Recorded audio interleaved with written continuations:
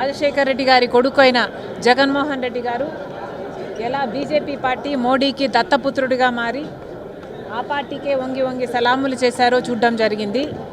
ఇప్పుడు కూడా ఒకవైపు వైసీపీ బీజేపీని పల్లెత్తు మాట అనకుండా ఇప్పటికీ కూడా బీజేపీ పార్టీకే వాళ్ళు లోబడి పనిచేస్తున్నారు.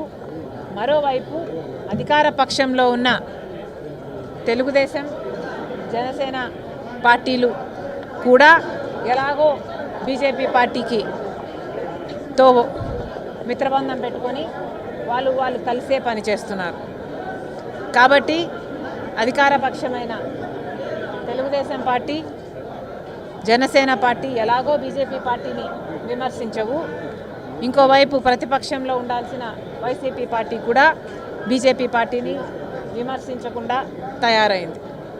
మరి ఎక్కడో లేదు బీజేపీ పార్టీ.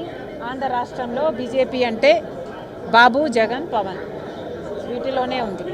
కాబట్టి ఈరోజు ప్రజల పక్షాన నిలబడి మన రాజ్యాంగాన్ని సంరక్షించుకునే పనైతేనేమి, అన్ని వర్గాల సంక్షేమం గురించి ఆలోచన చేస్తూ ప్రజల పక్షాన పోరాటం చేస్తున్న ఏకైక పార్టీ ఈరోజు కాంగ్రెస్ పార్టీ. కాబట్టి కాంగ్రెస్ పార్టీ దేశానికి అవసరం కాబట్టి, రాష్ట్రానికి అవసరం కాబట్టి, మరి ముఖ్యంగా మన రాష్ట్రానికి అవసరం. ఎందుకంటే కాంగ్రెస్ పార్టీ అధికారంలోకి వస్తే తప్ప మనకు ప్రత్యేక హోదా రాదు. మనకు రావాల్సిన విభజన హామీలలో ఏ ఒక్కటి నెరవేరదు. గత 10 సంవత్సరాలుగా చూస్తూనే ఉన్నాం. మోడీ గారు అధికారంలో ఉన్నారు, బీజేపీ పార్టీ అధికారంలో ఉంది. అయినా కూడా ఇంతవరకు ఒక్క విభజన హామీ కూడా నెరవేరలేదు. ఒకరన్నా పోరాటం చేస్తారా అని చూస్తే ఒక పక్క అధికార పక్షము చేయదు, ఇంకో పక్క ప్రతిపక్షంలో ఉన్న వైసీపీ కూడా చేయదు. ఈరోజు ప్రజల పక్షాన నిలబడిన ఏకైక పార్టీ కాంగ్రెస్ పార్టీ. ఈ పార్టీని బలపరచడానికే ఈ రోజు నుంచి జిల్లా స్థాయిలో ప్రతి జిల్లాలో కాంగ్రెస్ పార్టీ అధ్యక్షురాలిగా నేను, మా డీసీసీలో అందరూ కలిసి కాంగ్రెస్ పార్టీని బలోపేతం చేసే విధంగా ఈ కార్యక్రమం చేపట్టడం జరిగింది. Thank you.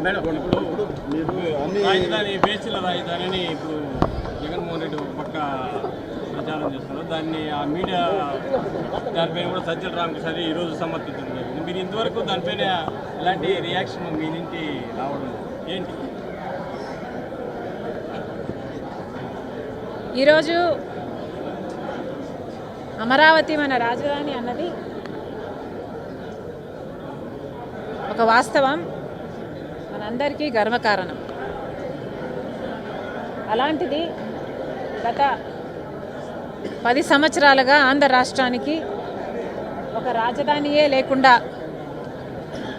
పోయిన సమయంలో అమరావతి మన రాజధానిని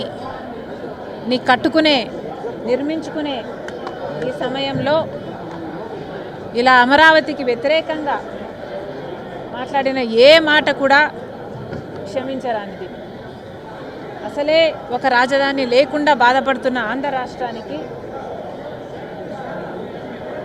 ఇది మరో దెబ్బ లాంటిది.